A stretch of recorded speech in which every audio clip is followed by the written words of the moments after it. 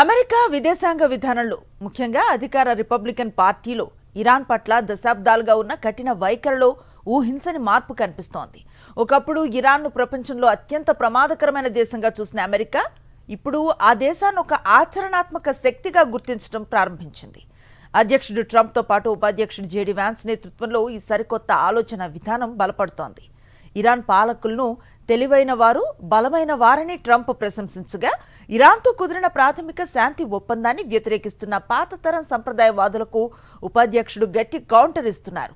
సుదీర్ఘకాలంగా సాగిన యుద్ధాల వల్ల విసిగిపోయిన యువతరం రిపబ్లికన్ల విదేశీ వ్యవహారాల్లో జోక్యం తగ్గించుకోవాలని కోరుకుంటున్న తరుణంలో ఈ రాజకీయ మలుపు ప్రాధాన్యతను సంతరించుకుంది.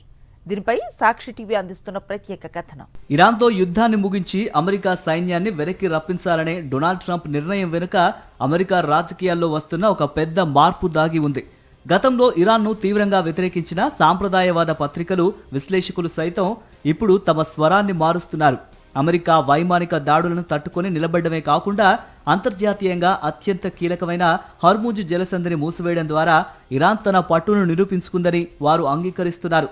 ఇరాన్ను పూర్తిగా లొంగదీసుకోవటం సాధ్యం కాదని, ఆ దేశంతో కలిసి జీవించటం అమెరికాకు తప్పనిసరి అని కొందరు బహిరంగంగానే వ్యాఖ్యానిస్తున్నారు.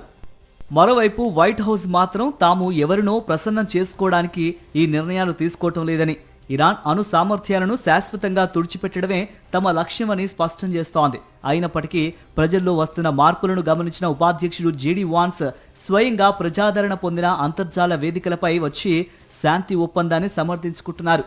యుద్ధం వల్ల ఇరాన్ లొంగిపోయే ప్రసక్తే లేదని, ఈ పోరులో వారు గట్టిగానే నిలబడ్డారని భావించే వర్గం అమెరికాలో రోజురోజుకు పెరుగుతోంది.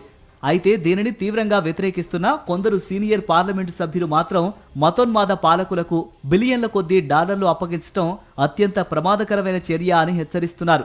ఈ తాజా రాజకీయ మార్పుల వెనుక స్పష్టమైన వయోభేదం కనిపిస్తోందని ఇటీవలి సర్వేలు వెల్లడిస్తున్నాయి. 45 వయసున్న యువ రిపబ్లికన్ మద్దతుదారుల్లో 50% పైగా ఇరాన్ యుద్ధాన్ని వ్యతిరేకిస్తున్నారు. అంతేకాకుండా అమెరికా ఇజ్రాయెల్కు మితిమీరిన మద్దతు ఇస్తోందని, ఇకపై అంతర్జాతీయ సమస్యల కంటే స్వదేశీ వ్యవహారాలపైనే ఎక్కువ దృష్టి పెట్టాలని యువత గట్టిగా కోరుకుంటోంది. ఇప్పటికే 13 మంది అమెరికా సైనికులు ప్రాణాలు కోల్పోయారని, ఇకపై ముగింపు లేని యుద్ధాలు తమకు వద్దని ప్రజాప్రతినిధులు సైతం వాదిస్తున్నారు.